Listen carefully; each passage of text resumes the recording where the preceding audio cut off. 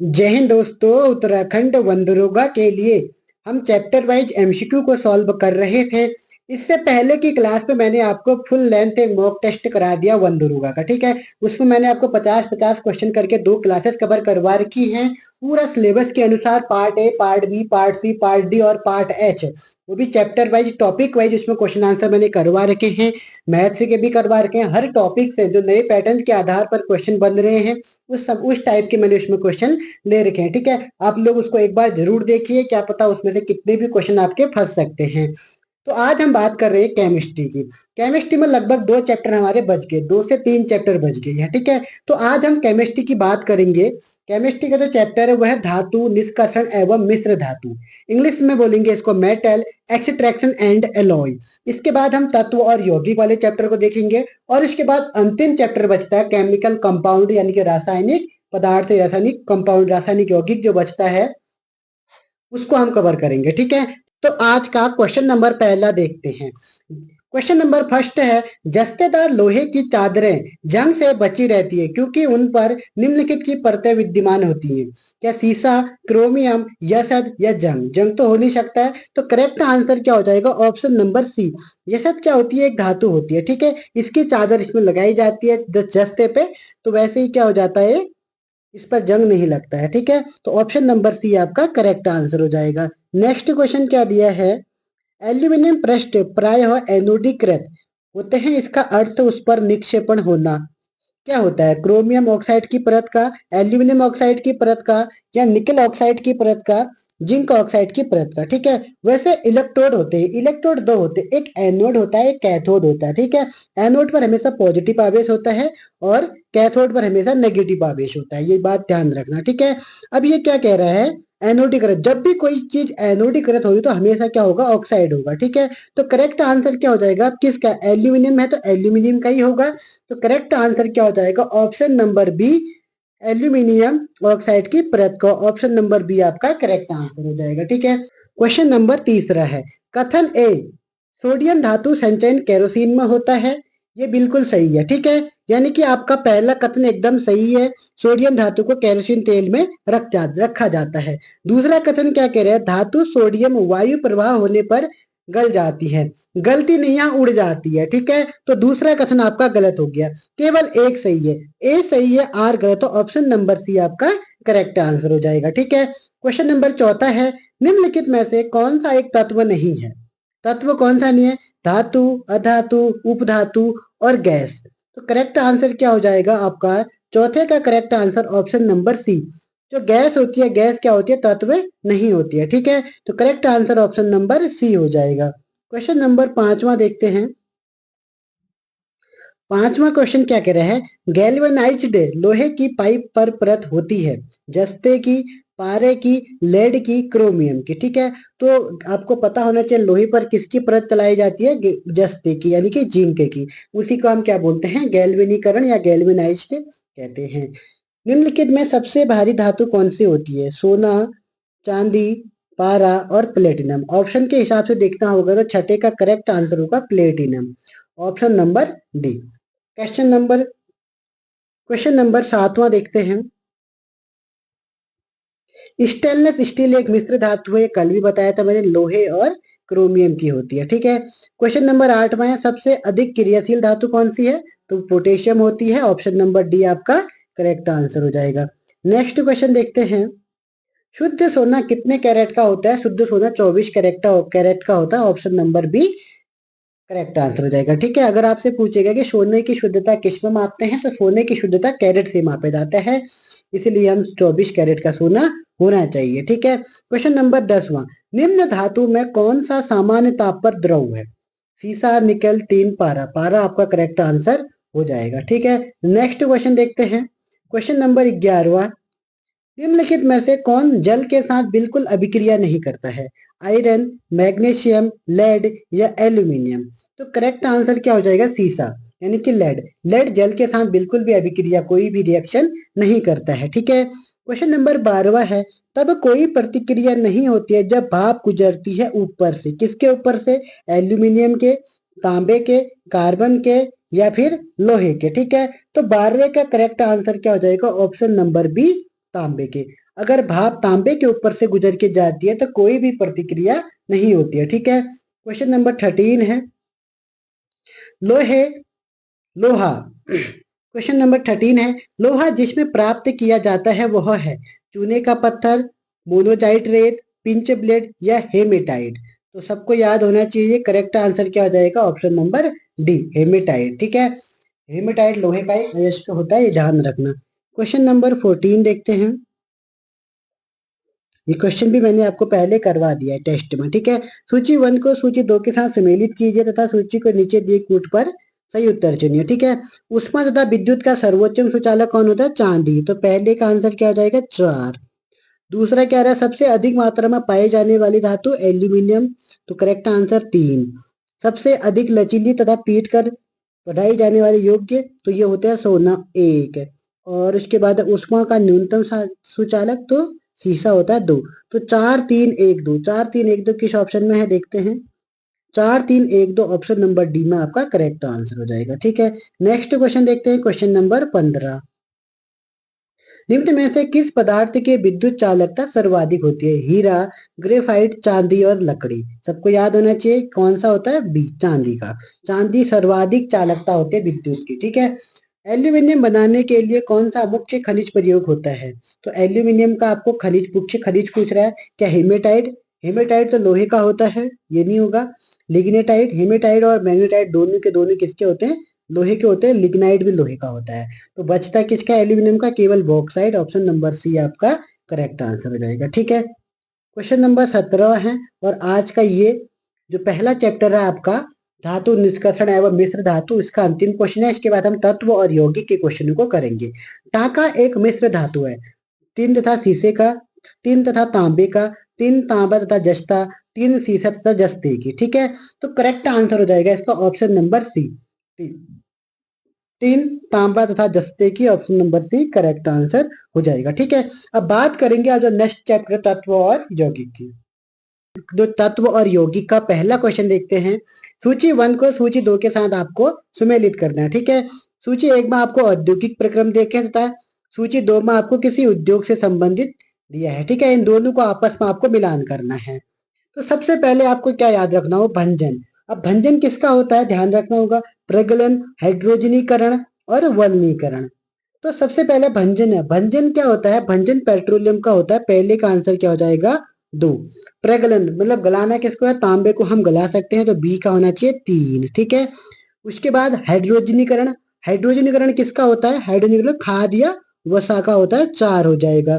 और उसके बाद वल्लीकरण किसका होगा? वल्लीकरण रबड़ का होता है। तो 2 3 4 1, 2 3 4 1 किस ऑप्शन में है देखते हैं। 2 3 4 1 ऑप्शन नंबर बी होगा। ठीक है, तो ऑप्शन नंबर बी आपका करेक्ट आंसर हो जाएगा। ठीक है, नेक्स्ट क्वेश्चन देखते हैं, क्वेश्चन नंबर दूसरा। क्वेश्चन नंबर दूसरा क्या कह रहा है? प्राकृतिक रूप से घटित होने वाले पदार्थ तथा तत्व को आपस में सुमेलित करना है। ठीक है, हीरा क्या होता है? हीरा किसका बना होता है? कार्बन का एक अपरूप होता है। पहले का 4 हो गया। ठीक है, उसके बाद संगमरमर है। तो संगमरमर किस चीज का बना होता है? आपको याद होना चाहिए। तो संगमरमर बनता है कैल्शियम का। ऑप्शन नंबर यानी कि इसका 1 हो गया। ठीक है, अब बालू, बालू क्या होता है? बालू होगा आपका सिलिकॉन और सी का 2। और माणिक्य क्या होता है? एल्यूमिनियम का, यानी कि 2 और 3। तो 4 1 2 3। अब 4 1 2 3 किस ऑप्शन में है देखते हैं। 4 1 2 3 ऑप्शन नंबर डी आपका करेक्ट आंसर हो जाएगा। ठीक है, तो क्या आंसर हो जाएगा? 4 1 2 3 करेक्ट आंसर डी हो जाएगा। नेक्स्ट क्वेश्चन देखते हैं। हैलोजन में सबसे अधिक अभिक्रियाशील कौन होता है? तो फ्लोरीन होता है। ऑप्शन नंबर ए आपका करेक्ट आंसर होना चाहिए। ठीक है, नेक्स्ट क्वेश्चन देखते हैं, क्वेश्चन नंबर 4। पानी आयनिक लवणों का सुविलायक है। सुविलायक है क्योंकि अब पानी आयनिक लवणों का सुविलायक होता है, मतलब अच्छा विलायक होता है। क्यों? उसका क्वथनांक उच्च होता है, या उसका द्विध्रुव आघूर्ण अधिक है, उसके विशिष्ट ऊष्मा अधिक है, या उसका कोई रंग नहीं होता है। तो चौथे का करेक्ट आंसर होता है उसका जो द्विध्रुव आघूर्ण होता है वो अधिक होता है। ऑप्शन नंबर बी आपका करेक्ट आंसर। ठीक है, नेक्स्ट क्वेश्चन देखते हैं, क्वेश्चन नंबर 5वां। निम्नलिखित में से प्राकृतिक रेशम का एक घटक कौन है? Phosphorus, potassium, nitrogen and magnesium. तो पांचवे का करेक्ट आंसर क्या हो जाएगा, नाइट्रोजन क्या होता है, प्राकृतिक रेशम का एक प्रमुख घटक माना जाता है। नेक्स्ट क्वेश्चन देखते हैं, क्वेश्चन नंबर 6। निम्नलिखित में से कौन सा तत्व नोबल गैस नहीं है। नोबल गैस क्या होती है, जिसकी लास्ट की कक्षा क्या होती है, भरी रहती है। ठीक है, आपने देखा होगा जब आपने आवर्त सारणी देखते हैं तो आवर्त सारणी में जो 18वें समूह के जो तत्व होते हैं उसी को क्या बोलते हैं, हम नोबल गैस बोलते हैं। ठीक है, तो उसमें आपको याद करना होगा जो निम्नलिखित में से कौन सा तत्व नहीं है। आर्गन होता है, क्रिप्टन भी होता है, तो छठे का करेक्ट आंसर क्या हो जाएगा, रेडॉन भी होता है, एक्टिनियन। ऑप्शन नंबर डी आपका करेक्ट आंसर हो जाएगा। क्वेश्चन नंबर 7वां है, निम्नलिखित में से किसे हंसी पैदा करने वाली गैस के रूप में जाना जाता है। पहले भी मैंने बताया था, तो इसका करेक्ट आंसर हो जाएगा nitrous oxide, option number B, N2O होता है इसका आंसर। ठीक है, नेक्स्ट क्वेश्चन देखते हैं, नाइट्रोजन एक आवश्यक अवयव नहीं है। नाइट्रोजन किसके लिए आवश्यक नहीं है, क्लोरोफिल का, आरएनए का, डीएनए का, कार्बोहाइड्रेट का। ठीक है, इस बात का हमेशा ध्यान रखना, जब भी क्या होगा, डीएनए होगा और आरएनए होगा, दोनों के लिए नाइट्रोजन की जरूरत होती है। और पेड़ पौधे होंगे तब भी हमें किसकी जरूरत होती है, नाइट्रोजन की जरूरत होती है। तो क्लोरोफिल पेड़ पौधे से संबंधित है तो इसमें जरूरत होगी। आरएनए और डीएनए में तो होती है, बिना नाइट्रोजन के आरएनए और डीएनए नहीं बन सकते हैं। तो करेक्ट आंसर क्या हो जाएगा, कार्बोहाइड्रेट। कार्बोहाइड्रेट के लिए हमें किसी भी नाइट्रोजन की जरूरत नहीं होती है। नेक्स्ट क्वेश्चन देखते हैं, क्वेश्चन नंबर 9वां, निम्नलिखित में से कौन सी एक हंसने वाली गैस कहा जाता है, अभी बताया, तो ये है nitrous oxide, option number B आपका करेक्ट आंसर है। ये क्वेश्चन बार बार पूछा जाता है तो इसलिए मैंने 1 से 2 बार इसको कवर करवा दिया है। नेक्स्ट क्वेश्चन देखते हैं, क्वेश्चन नंबर 10वां, ग्रीन हाउस गैसों में मुख्य घटक कौन सा होता है।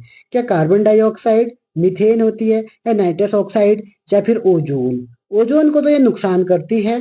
तो 10वें का जो करेक्ट आंसर क्या हो जाएगा, ऑप्शन नंबर, तो इसमें देखो बहुत सारी चीजें होती है, कार्बन डाइऑक्साइड भी होती है, मीथेन भी होती है और ओजोन भी होती है। तो एक से ज्यादा इसमें आंसर हो जाएगा। ठीक है, तो करेक्ट आंसर क्या हो जाएगा इसमें, एक से ज्यादा। इसमें एक ऑप्शन था एक से ज्यादा, तो वो इसका आंसर हो जाएगा। कार्बन डाइऑक्साइड भी होती है, मीथेन भी होती है, ओजोन भी होती है।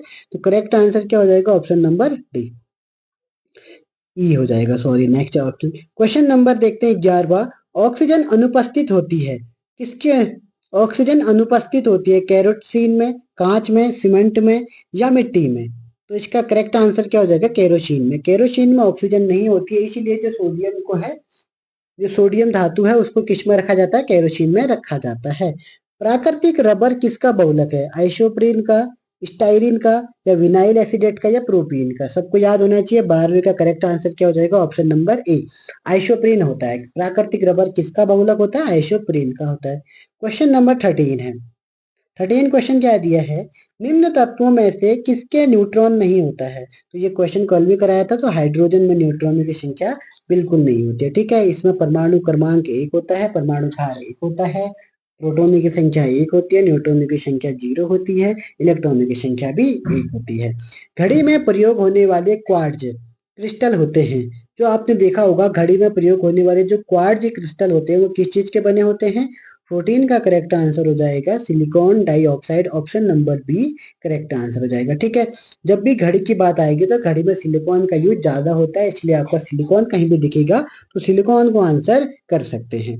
क्वेश्चन नंबर 15वां, ब्रोमीन होती है, ब्रोमीन रंगहीन गैस है, भूरी गैस है, भूरी ठोस है, या फिर अत्यंत ज्वलनशील, अत्यंत ज्वलनशील है गैस है, या फिर लाल द्रव है। ठीक है, तो 15वें का करेक्ट आंसर क्या हो जाएगा, ये है एक लाल द्रव। Option number D correct answer हो जाएगा।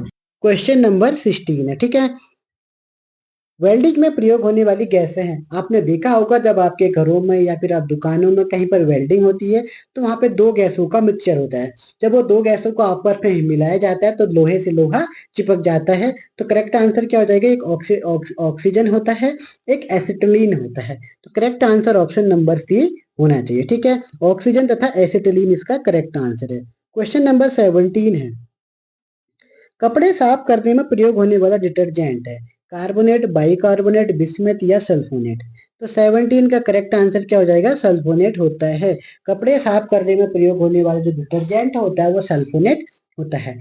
नीलत होता रासायनिक रूप है, ये होता है कॉपर सल्फेट का। अलग अलग तरीके से क्वेश्चन आपसे पूछ सकता है। क्वेश्चन नंबर 19 है, टूटी हुई हड्डियों की रक्षा के लिए प्लास्टर ऑफ पेरिस का प्रयोग होता है। यह है कैल्शियम कार्बोनेट, भुजा हुआ चूना, जिप्सम या कैल्शियम ऑक्साइड। तो 19 का आपका करेक्ट आंसर क्या हो जाएगा? जिप्सम होता है। ठीक है, जिप्सम को ही तोड़कर हम क्या बनाते हैं? प्लास्टर ऑफ पेरिस बनाया जाता है। क्वेश्चन आंसर 19 का जो क्वेश्चन होगा वो option number D correct answer. Question number होगा 20 क्या है? टेफ्लॉन निम्नलिखित में से किसका एकक का बहुलक है? किसका एक बहुलक है? तो क्या टेट्राफ्लोरोएथीन, विनाइल क्लोराइड या क्लोरोप्रीन या एसिटिलीन डाइक्लोराइड? तो 20 का करेक्ट आंसर क्या हो जाएगा? Tetrafluoroethylene. Option number A correct answer हो जाएगा। ठीक है, बेकेलाइट निम्नलिखित में से संघनन होता है फिनॉल तथा फॉर्मेल्डिहाइड। ये पहले भी मैं आपको करवा चुका हूँ। Option number B correct answer हो जाएगा। क्वेश्चन नंबर 22, सूची 1 को सूची 2 के साथ सुमेलित कीजिए तथा सूचियों के नीचे दिए गए कूट की सहायता से उत्तर चुनिए। तो अब देखते हैं, पहला क्या दे रखा है?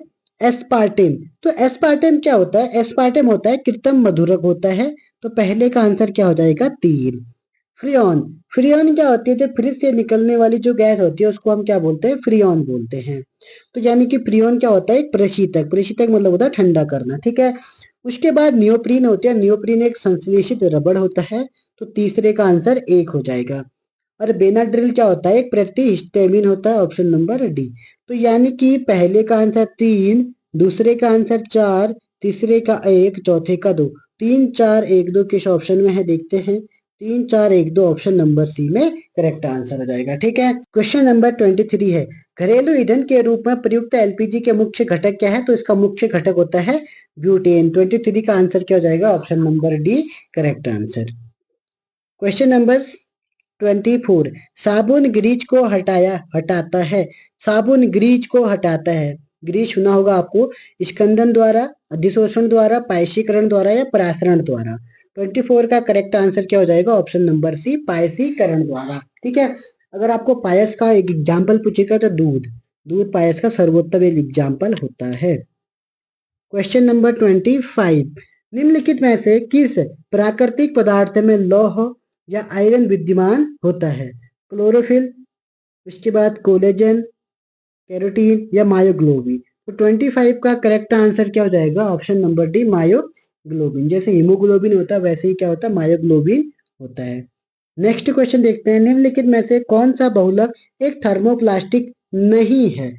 तो 26 का करेक्ट आंसर क्या होना चाहिए? टेफ्लॉन होता है, पॉलीस्टीरीन होता है, पॉलीथीन होता है, जबकि नियोप्रीन नहीं होता है। ठीक है, तो थर्मोप्लास्ट नहीं है, neoprene correct answer. Question number 27, पानी का शुद्धतम रूप क्या है? नल का पानी, समुद्री जल, वर्षा का पानी या आश्वित जल? तो 27 का करेक्ट आंसर क्या हो जाएगा? आश्वित जल। वैसे वर्षा का पानी भी शुद्ध होता है, लेकिन जब वर्षा का पानी हमें आता है तो वायुमंडल में बहुत सारी गैसें होती हैं।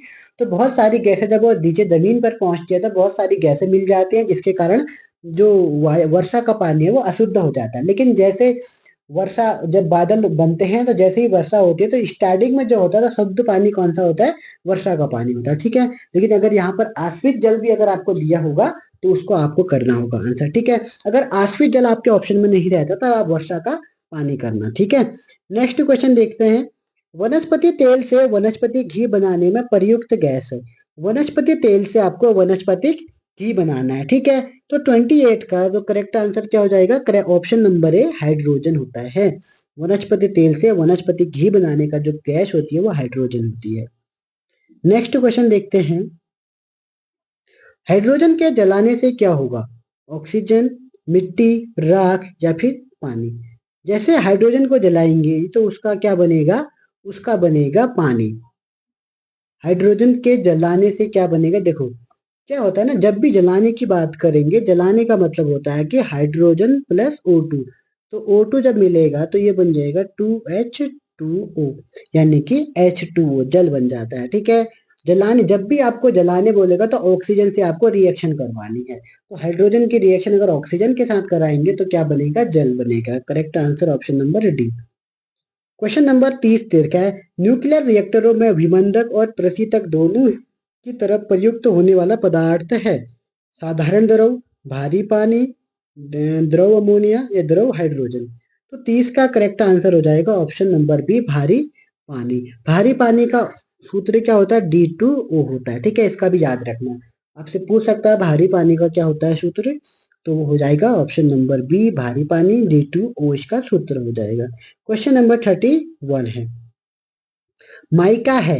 माइका क्या होता है, अब वो वाला माइका नहीं, मम्मी वाला माइका मत कर देना। माइका क्या होता है, उष्मा का चालक तथा विद्युत का कुचालक होता है। माइका में उष्मा तो बह सकती है लेकिन विद्युत नहीं बह सकता। ठीक है, क्वेश्चन नंबर 32, एल्यूमिनियम बनाने के लिए मुख्य खनिज का प्रयोग होता है। यह भी क्वेश्चन दोबारा रिपीट हो गया। हेमेटाइट, लिग्नाइट, मैग्नेटाइट, तीन के तीन लोहे के हैं। बॉक्साइट किसका है, एल्यूमिनियम का। ठीक है, question number 23, Uttarakhand UDA LDA period 2003 में भी प्रश्न पूछा गया है। निम्नलिखित में क्या जल से हल्का होता है, एल्यूमिनियम, सोडियम, मैग्नीज और मैग्नीशियम। तो 33 का करेक्ट आंसर क्या हो जाएगा, ऑप्शन नंबर बी, सोडियम। सबसे हल्की गैस पूछेगा तो आपको सोडियम ही करना होगा। ठीक है, क्वेश्चन नंबर 34 क्या दिया गया है, किस धातु से बनाई गई मिश्र धातु को हवाई जहाज तथा रेल के डिब्बों में पुर्जे के काम में लिया जाता है। तो 34 का करेक्ट आंसर क्या होना चाहिए, तो इसका करेक्ट आंसर होना चाहिए एल्यूमिनियम। ठीक है, किस धातु से बनाई गई मिश्र धातु को हवाई जहाज तथा रेल के डिब्बों में पुर्जों के काम में लिया जाता है। अब एल्यूमिनियम का ही यूज क्यों होता है, क्योंकि एल्यूमिनियम जो धातु होती है वो हल्की होती है। ठीक है, रेल हो चाहे हवाई जहाज हो, हम क्या करते हैं उसको, हम उसको हल्का बनाने की कोशिश करें ताकि उसको हवाई जहाज को उड़ने में आसानी हो। ठीक है, और एल्यूमिनियम का सबसे बड़ा दुश्मन होता है पारा। अगर एल्यूमिनियम में अगर हम पारे अगर एल्यूमिनियम में अगर हम थोड़ा सा भी पारा डालेंगे तो पारा एल्यूमिनियम में छेद कर देता है, इसीलिए हवाई जहाज में पारा लेना ना मना होता है। ठीक है, तो करेक्ट आंसर क्या हो जाएगा, option number C. Next question देखते हैं, क्वेश्चन नंबर 35, जंग रहित लोहा बनाने में प्रयुक्त होने वाला महत्वपूर्ण धातु है, एल्यूमिनियम, क्रोमियम, कार्बन या फिर टीन।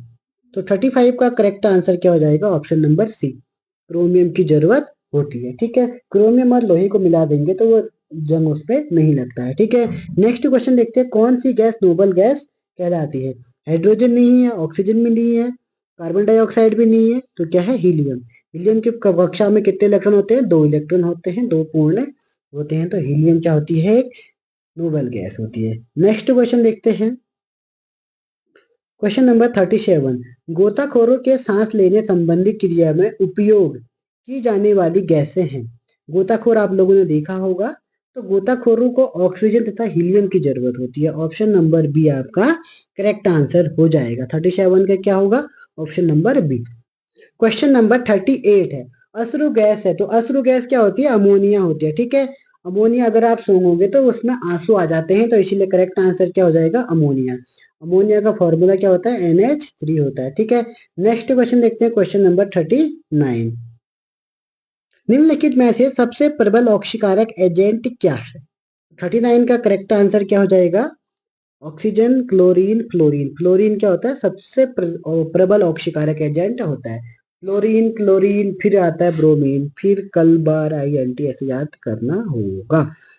क्वेश्चन नंबर 40, अमोनिया की का एक गुण कौन सा है। यह जल में अविलेय होता है, यह गंध रहित गैस है, यह पीत गैस होती है, इसके जलीय विलयन में लाल लिटमस नीला हो जाता है। तो करेक्ट आंसर क्या हो जाएगा, 40 का डी। इसके जलीय विलयन में क्या हो जाएगा, लाल लिटमस नीला हो जाएगा।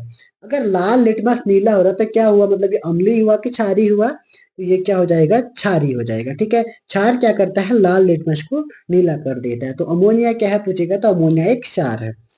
सीसा है, सीसा क्या है, एक शुद्ध ठोस पदार्थ है, अतिशीतित द्रव पदार्थ है, जेल या फिर बहुलक। तो 41 का करेक्ट आंसर क्या हो जाएगा, ऑप्शन नंबर बी, अतिशीतित द्रव पदार्थ है। ठीक है, तो ये 41 क्वेश्चन हमने किसके कर दिए हैं, इसमें कुछ महत्वपूर्ण तत्व तथा यौगिकों के। ठीक है, तो लास्ट चैप्टर बचता है कल आपका कार्बन और उसके यौगिक, कार्बन एंड इट्स कंपाउंड, उसके क्वेश्चन हम कल कवर कर जाएंगे। ठीक है, तो आज की क्लास में हम इतना ही देखते हैं। आप लोग ध्यान से इस क्लास को देखिएगा। आपको जो प्रैक्टिस सेट है, प्रैक्टिस सेट एक बार जरूर लगाइएगा। आंसर पहले खुद कीजिएगा, अगर नहीं आता है तो उसके बाद फिर क्लास देखिएगा, ठीक है। एक बार आप एक अच्छे से 1 से लेकर 100 तक गिनती लिखिए, उसमें फिर आप टिक कीजिए कितने नंबर आपके बन रहे हैं करके, ठीक है। अगर किसी भी बच्चे के अगर 60 से ऊपर नंबर बन रहे हैं तो आपके एकदम चांसेस है कि आपका हो सकता है, ठीक है। आज वैसे यूके ट्रिपल एससी ने कहा था कि आज 16 तारीख है तो आज एडमिट कार्ड आ जाना चाहिए। अगर एडमिट कार्ड आएगा तो मैं आपको जल्दी ही आपको बता दूंगा, ठीक है। इन्फॉर्म आपको मैं कर दिया जाएगा, जैसे आज या कल में आपका एडमिट कार्ड आ जाना चाहिए, ठीक है। तो 22 जून का आपका एग्जाम होने वाला है, 16 से 17 जून को आपका एडमिट कार्ड आना चाहिए, ठीक है। तो आज की क्लास में हम इतना ही देखते हैं, फिर मिलेंगे नेक्स्ट क्लास में। तब तक के लिए जय हिंद, जय उत्तराखंड।